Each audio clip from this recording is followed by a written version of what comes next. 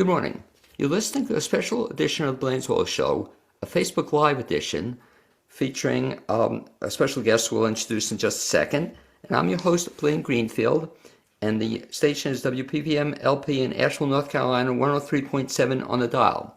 We're ordinarily on Wednesday mornings at 9 a.m. on the radio, but on Facebook you can watch us at any point in time. And I'm taping here from my Zoom studio in lovely downtown Fairview, North Carolina. And what we do is we focus each week on the Asheville theater scene, as well as the good news and information about organizations and people in both Western North Carolina and throughout the country.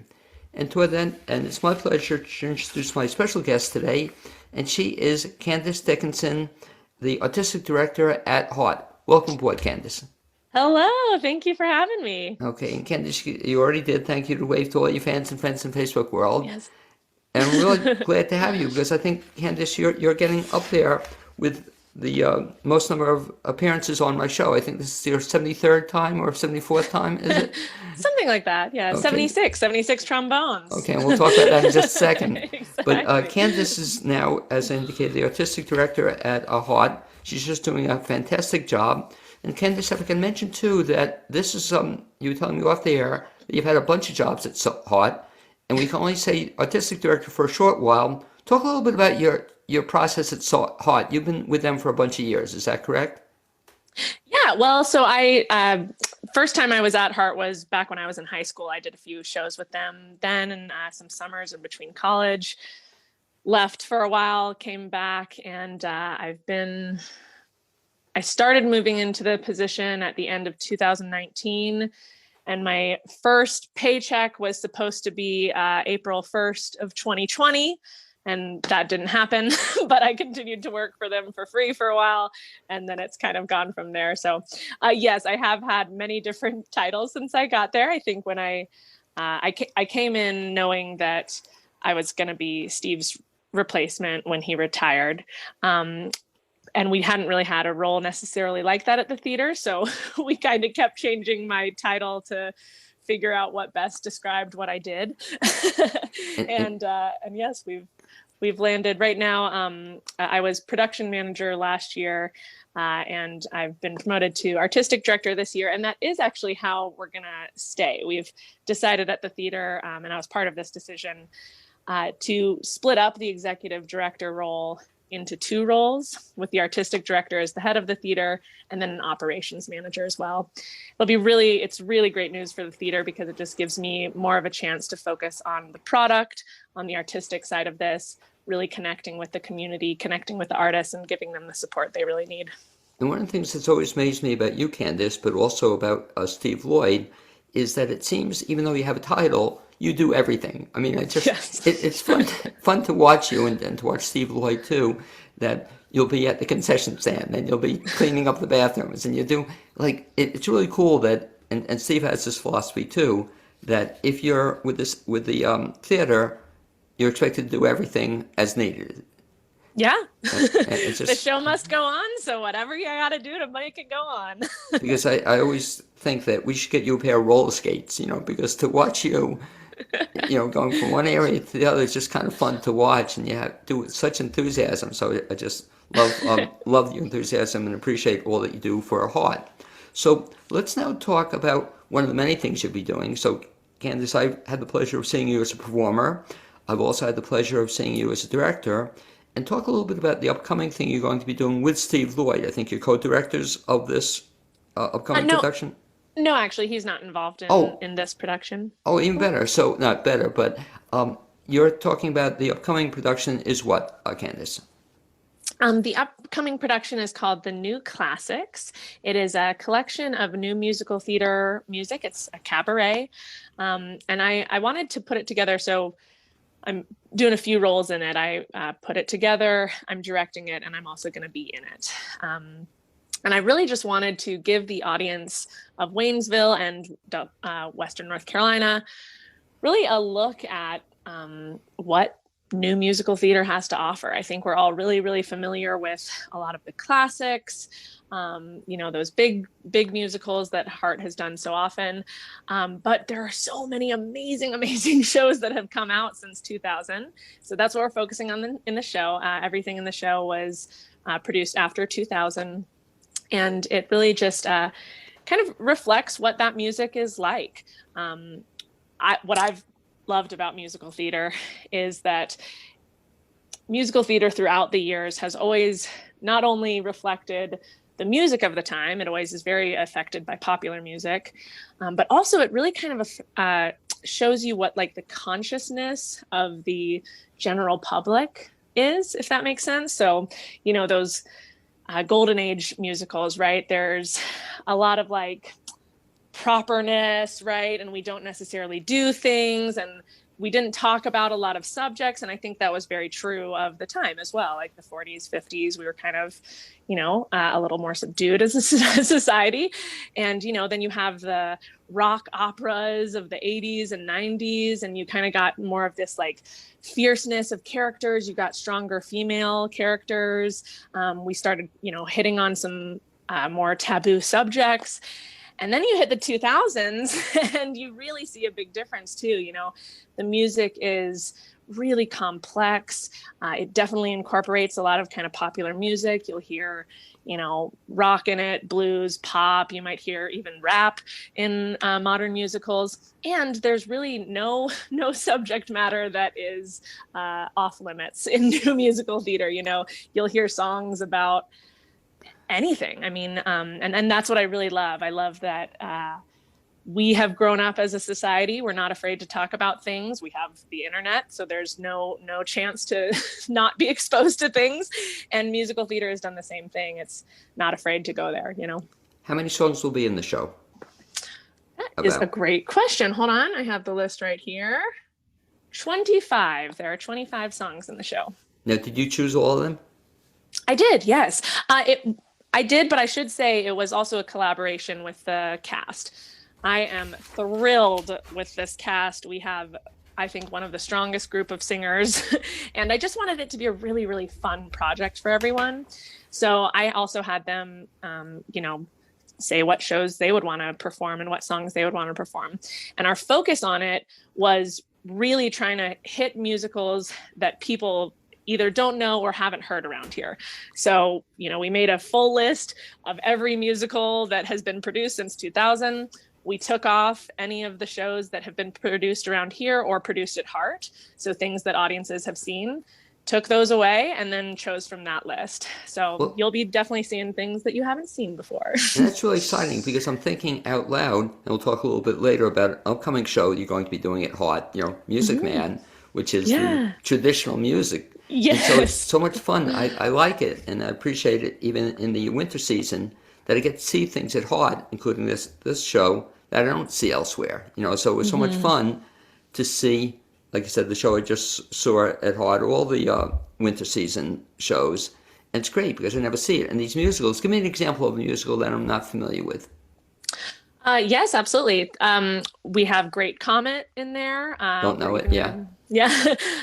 Waitress, Wild Party, Hamilton, Spamalot, Tootsie, Be More Chill. So a lot of new ones. And like you said, some of them I've heard of but I haven't seen, and they haven't been in Western North Carolina. So that's really exciting because one of the things I think Western North Carolina did too often was they'd be doing the same show over and over. And sometimes you see 3 different shows at 3 different theaters. The same show at 3 different theaters. So exciting! I'll get to see a whole bunch of musical. Waitress I haven't seen, for example, or even you probably have you seen Waitress?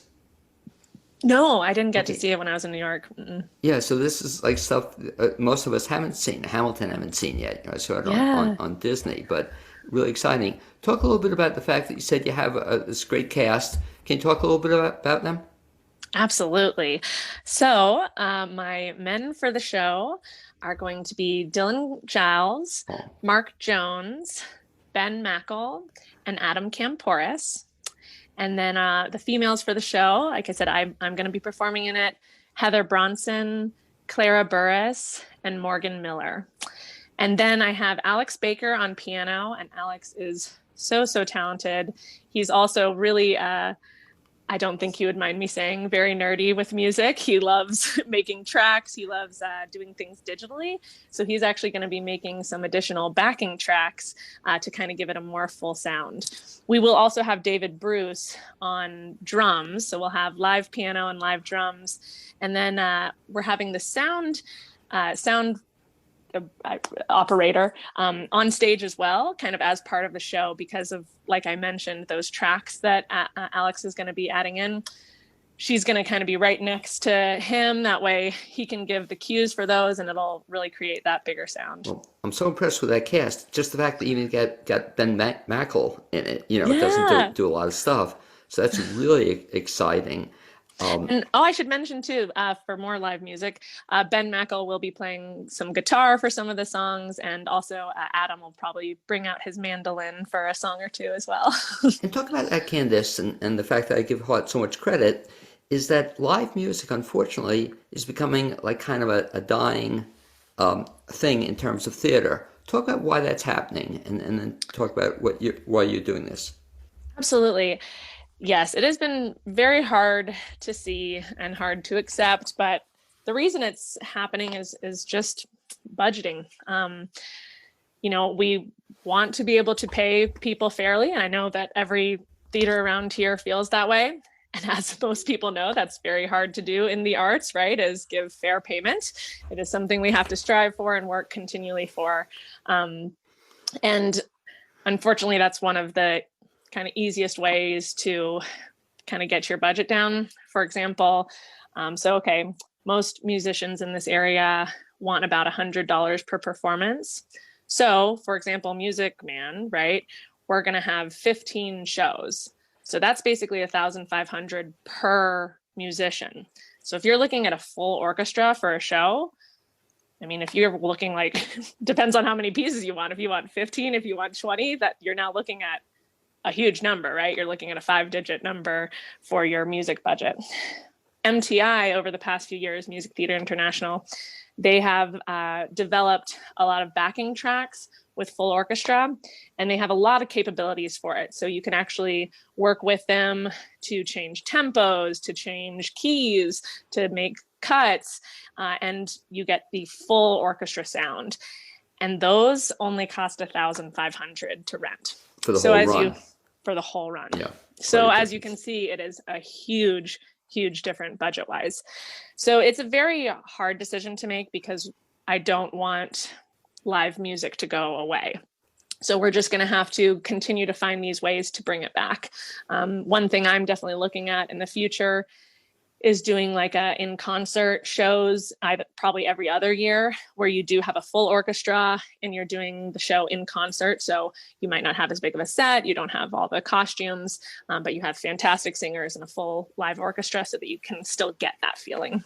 Well, even my thinking, Candice, even the fact that you just have a piano player or the percussion, to me, it's so much of a difference, just feels different. And talk a little bit about the fact, too, a lot of folks don't realize that to put on a show, you do it all 2 weekends, but it takes a little bit more work than just 2 weekends. Yeah. Talk about how long the production has been in process on this current show. How long you've been working on it? Yeah, absolutely. Golly. So, I mean, as far as planning, I believe I started January 1st on really trying to get the set list together, figure out what's going to be in it, trying to get all of the pieces together. It all kind of settled by the end of January, and we just had our first rehearsal last Thursday. And this coming week will be when we start really hitting rehearsals hard. And honestly, that is that's actually a really short rehearsal period compared to a lot of other ones. These actors are basically going to get 2 personal coachings with me. We had our 1 group rehearsal, then we get 2 personal coachings, and then we just have 3 tech rehearsals before we open, which will be fine. We have such a professional cast, but Music Man, for example, that's going to be 7 weeks of rehearsal, and God, I've been planning that show for almost 3 years now. So, are any of your rehearsals, do you do them via Zoom, or can you do that at all? Like when you're meetings with people? Oh, the rehearsals you said? Yeah. We can actually. So we won't really for this show, but I'm actually going to be utilizing Zoom and video work a lot in Music Man, which I know isn't really what I'm here to talk about, but I keep bringing it up. I'm actually going to be using my original choreographer, Cord Scott, who has done a lot of stuff in this area, but he, during the pandemic, moved to Greece. And so he's actually still going to do the choreography from this show all the way from Greece. Very cool. So that'll be really, really interesting. How is it, Candice, directing yourself in a play? In others, have you done that before? No, I would only do it in this kind of situation when it's like a cabaret where it's mostly just like one or two songs. And even for that, I'll bring in someone to give me some notes, because you inevitably, you can't be honest with yourself. No one can, right? you always kind of see it different, whether it's you see it worse than it is or you see it better than it is. So I definitely try to not direct myself, and even in this I'll bring someone in to kind of give me some notes. That way I am still getting some direction from someone. Do you prefer directing or performing? That is the $1 million question. Honestly, probably directing. I didn't get around to directing until about my senior year of college, and it really, that first show that I did, it was really just like all of the pieces finally came together. I love, love, love the rehearsal process of a show. I love like digging into those characters, trying things, having that vulnerability and that like really wonderful, no fear. Like that's what I love, is like in those rehearsals where you're just working with people and you're just like, I'm gonna try this, and it might be stupid, it might be terrible, but let's do it. And then, maybe that ends up being fantastic. And so that process has always really intrigued me. And so as a director, you're getting that tenfold, because, you're, first of all, you're at every single rehearsal and you're also working on every single character.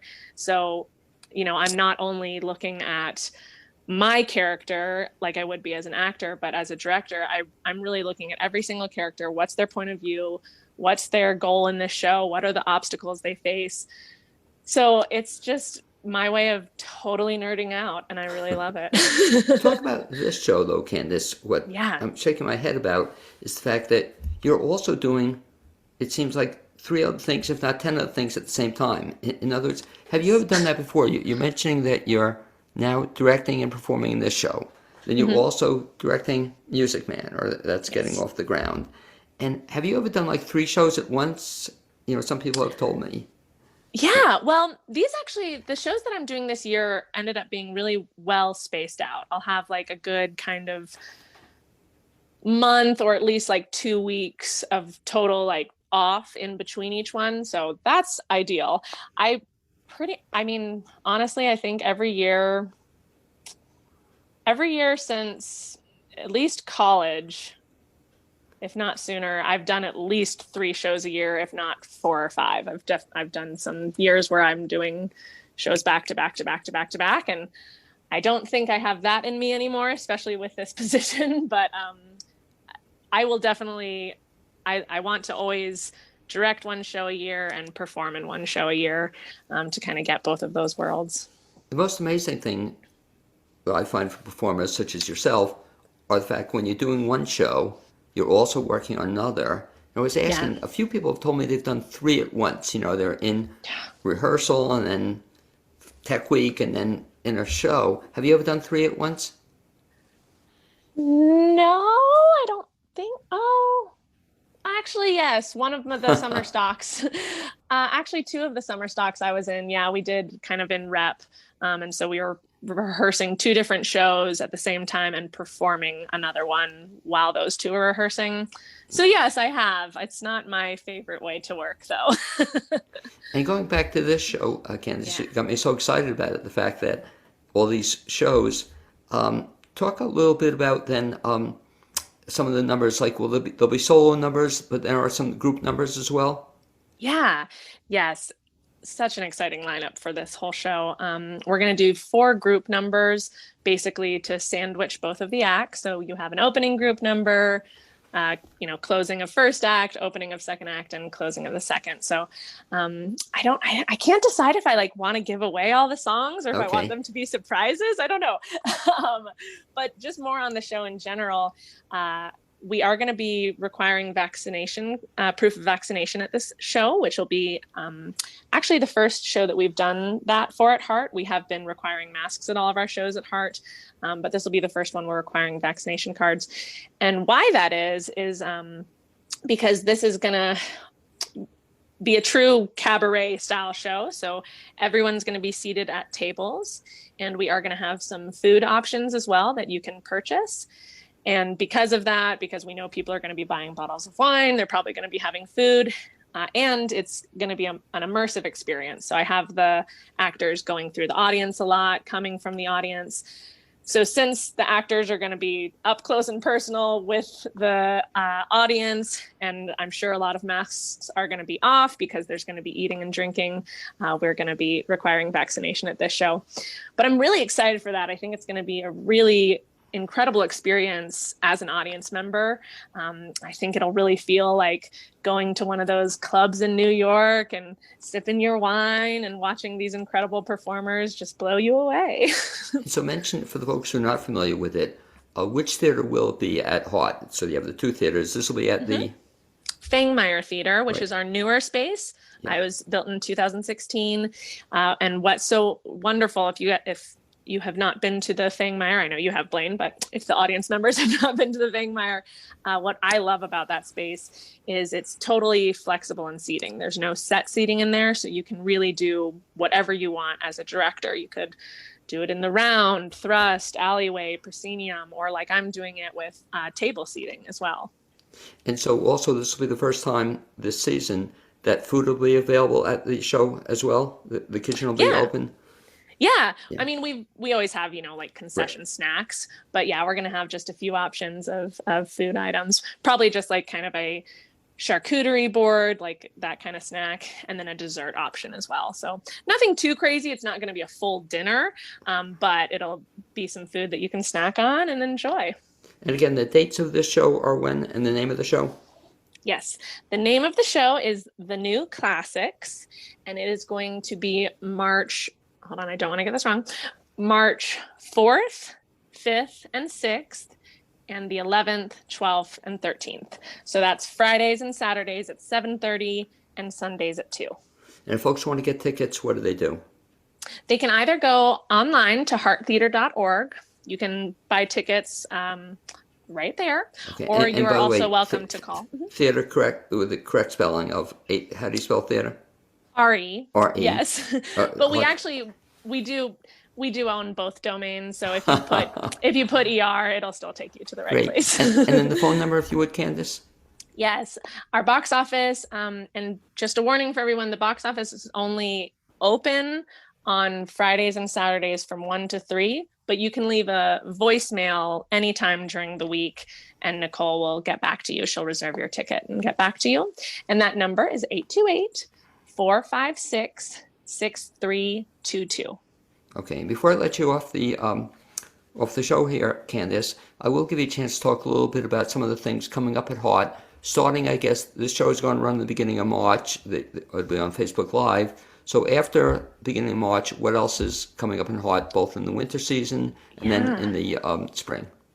Oh my gosh, we have such an exciting season this year. I am thrilled with our lineup. So following, we're about to have Anne of Green Gables. Oh, well, I guess actually when you air this, we will not have Anne of Green Gables. Okay. So New Classics. Following that is going to be Anne, the Anne Richards story. It's a one-woman show starring Allison Stinson, and she plays the famous Democrat from Texas. She's going to be great. Following that is Newsies, the musical. And then for our main stage season, we open up with All Shook Up, which is an Elvis jukebox musical. It's so funny, so cute. Followed by Steel Magnolias. Then we have Music Man. Woo! And then following that is The Book of Will, which is a play about how Shakespeare's first folio was put together. Following that is Little Women, the musical. And after that, our last show of our main season is Assassins, which please join because that is written by the great Stephen Sondheim, who recently passed, which was such a tragedy. And then our Kids at Heart fall show is going to be Frozen Junior. So we have a really, really great lineup. And just even hearing it, I'm just so excited about it because, again, I haven't seen a lot of the stuff, so that's kind of Assassins, nobody's done here. So that'll really be kind of something to look forward to. Anyway, Candice Dickinson, as always, a pleasure. Thanks for being my guest on the special Facebook Live edition of the Blaine's World Show. Hope to see everybody next Wednesday at a regular time on the radio and Facebook Live. Wednesdays at 9 on WPVM 103.7 LP in Asheville, North Carolina. And I look forward to seeing you sometime in the near future, Candice. Be well. Thank you, and I'll see you all at the new Classics in March.